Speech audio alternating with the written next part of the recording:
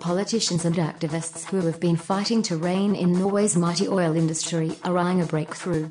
Several parties opposed to further oil exploration could emerge as kingmakers in the September 11th election. That will threaten a push to search for about 9 barrel in Arctic crude and natural gas, which is necessary to prolong the petroleum age that made Norway one of the world's richest countries. "I'm very worried," said Stale Kylingstad, CEO of Vikingruppen, as one of the biggest suppliers to the oil industry. Big oil's enemies are now gaining ground with both moral and financial arguments. Norwegians are increasingly questioning how to reconcile their role as Western Europe's biggest oil and gas producer with fighting climate change, and whether searching for more petroleum is the financially sound thing to do in a world where renewable energy is taking over more and more. The Green Party, which wants to end exploration immediately and phase out the industry in 15 years, is poised to become a key parliamentary force.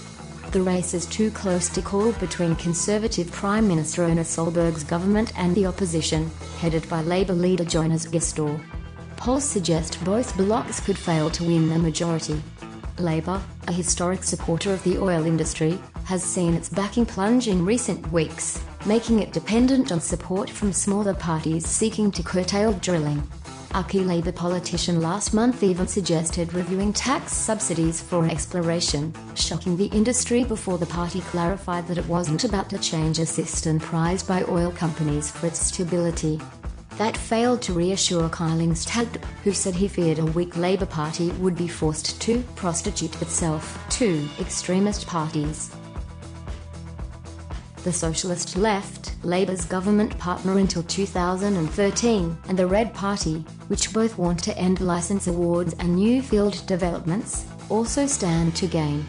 To be sure, Labour and the current government parties, the Conservatives and the Progress Party, all industry backers, are likely to remain the 3 biggest groups after the election, sharing well over half the votes.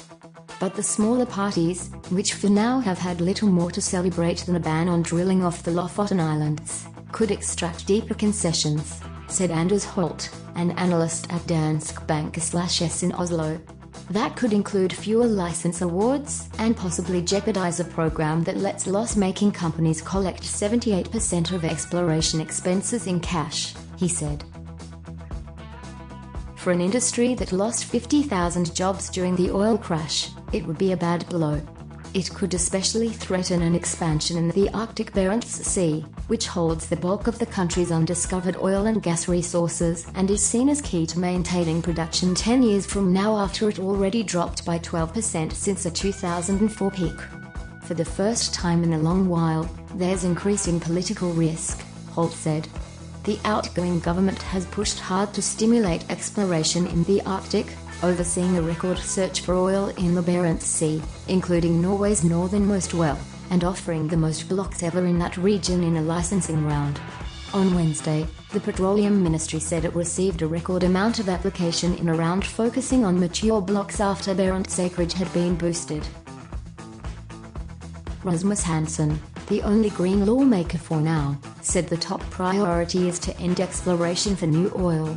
That's a moral obligation, because of climate change, and a financial imperative, because spending on exploration could be throwing money into the sea if the resources are never used as the world moves beyond fossil fuels, he said. It's particularly naive to believe that the oil industry will be profitable for a long time to come, he said in an interview last week. An increasing number of Norwegians are saying in polls that they see a future after oil. One survey showed last month that 44% of Norwegians would be willing to leave some oil in the ground if it helped cut emissions. At Statoil ASA, Norway's biggest oil company, outward appearances are cool for now.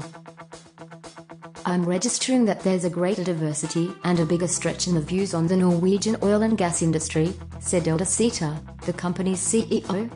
Sita said he wasn't worried about a change in the fundamental framework conditions for oil companies.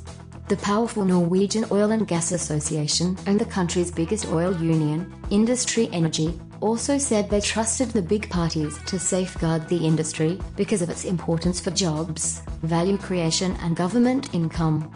But the industry could be overplaying its hand, and Solberg has vowed to help the country wean itself off oil. Its dominance is slowly fading, and production now comprises about 12% of the economy, down from more than 20% pre-oil crisis.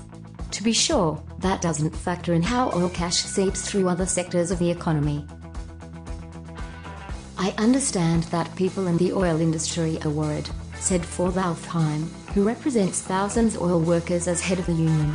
"I'm pretty certain that once one or the other constellation starts running the country after the election, the broad lines will remain firm.